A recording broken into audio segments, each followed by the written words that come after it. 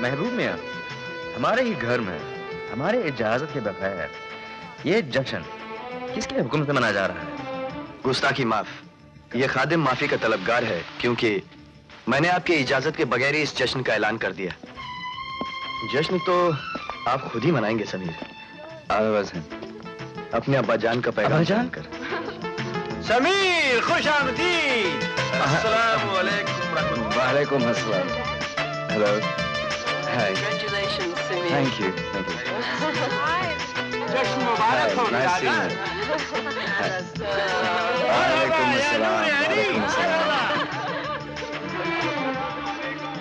लो पढ़ लो अपने अब्बा जान का पैगाम आसमान से छूटने वाली फुलझड़ियों में।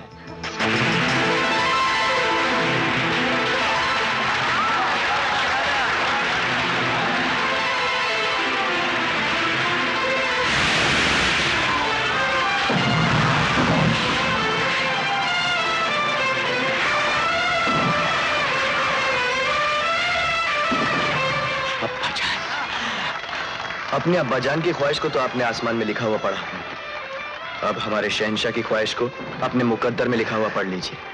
शहंशाह की ख्वाहिश? शहंशाह ने शहजादी यास्मीन का निकाह आपके साथ करने का फैसला किया है।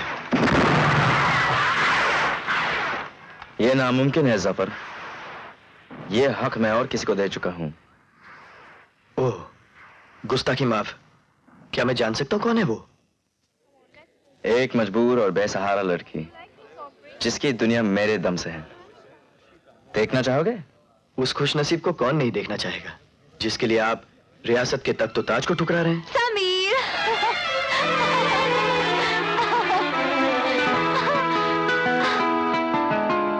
अल्लाह, अब्बाजान से मिलने की खबर मुबारक हो। मेरी बहन के लिए सल्तनत के तख्त ताज को ठुकराकर मुझ पर बहुत बड़ा एहसान किया आपने समीर। जरीना और तुम्हारी बहन? हाँ, ये मेरे ही भाई हैं, जिन्हें मैं जमाने के बाद देख रही हूँ। तो तुम अपने भाईजान से बातें करो, मैं कपड़े बदल के आता हूँ। ओके? ओके। कैसी है तू? मुझे जिंदा सही सलामत देखकर आपके दिल को बहुत ठेस पहुंची होगी भाईजान।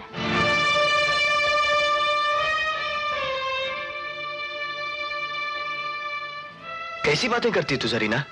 तेरी ही खातिर तो मेरी जिंदगी शाकिर की गुलामी में कट रही है। और मेरी जिंदगी तुम्हारे शाकिर की वजह से तबाह बर्बाद हो जाती। अगर समीर न होते तो जरीना लुट चुकी होती, मर चुकी होती। तुम्हारी कसम जरीना, मुझे तो हर पल शाकिर के प्यादे ये खबर देते रहे कि तुम बहुत खुश हो और तालीम की सीढ़ियां चढ़ती चली जा रही हो। लेकिन मुझे क्या खबर थी कि उस सालिम ने मुझे ही धोखे में रखा हुआ है।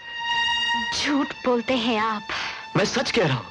अफसोस की बात तो यह है कि उस मक्कार के इशारे पर मैंने कितने मासूम इंसानों की जानें ली, और आज भी उसी के इशारे पर मैं समीर को कत्ल करने के लिए। तो उठाओ तलवार, जरा मैं भी तो देखूं शाकिर के गुलामों के हाथों में कितनी ताकत है। मुझे माफ कर दीजिए समीर, लेकिन यह बात सच है। शाकिर ने आपको कत्ल करने का जाल फैला रखा है। लोग आपको मारने के लिए पता नहीं कहां छुपे हो, और जिसकी खबर मुझे भी नहीं। इसलिए आपसे गुजारिश है कि फिलहाल आप वतन जाने का इरादा बदल दें। अब्बा जान की पुकार पर उठने वाले मेरे कदमों को रोकने की हिम्मत मौत में भी नहीं।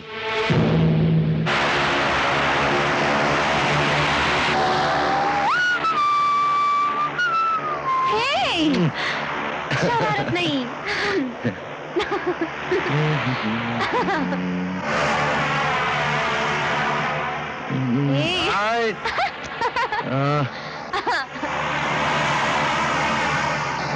Hello, hello Sameer.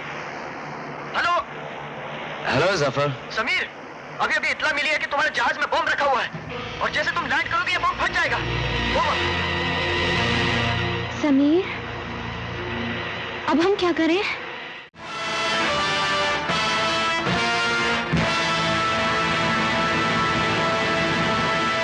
आज 22 साल के बाद पहली बार बाप बेटे का सामना होगा।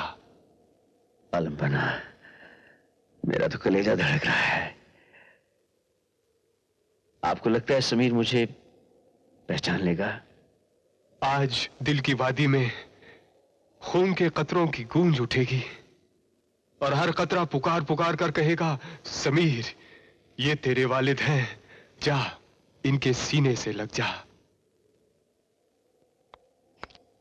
आलम पना, खबर आई है, समीर पैराशूट से रेगिस्तान में उतर रहे हैं।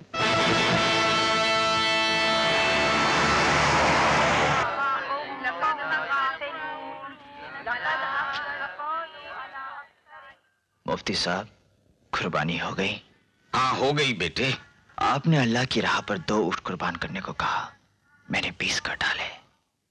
आपने 5 भेड़ें कुर्बान करने को कहा, मैंने 50 भेड़ें कुर्बान कर डाली। मगर नतीजा क्या निकला? आज तीसरा दिन है, मेरी मां बिस्तर पर एक जिंदा लाश की तरह पड़ी है, ना एक लफ्ज जुबान से अदा कर सकती है, ना एक निवाला खा सकती है। अल्लाह पे भरोसा रखो बेटे, वो सब्र करने वालों के साथ है। मुझे अल्लाह पर भरोसा है, लेकिन आप लोगों पर नहीं। आपकी दुआएं दिल से नहीं, जुबान से निकल रही हैं, और इसीलिए उसकी बारगाह में आपकी आवाज नहीं पहुंच रही। मुफ्ती साहब, अगर मेरी मां को खुदा ना खास्ता कुछ हो गया तो मैं एक भी आलिम, एक भी मुफ्ती, एक भी मौलवी को जिंदा नहीं छोड़ूंगा, सबके सबको कत्ल कर दूंगा। ऐ रब्बुल आलमीन, इस बच्चे की खता को माफ कर। नाउज़ बिल्लाह, ये खुद नहीं जानता कि क्या कह रहा है। सुल्तान, क्या तुम अल्लाह के नेक बंदों को मार डालोगे? अल्लाह के नेक बंदे? क्या मेरा बाप अल्लाह का बंदा नहीं था?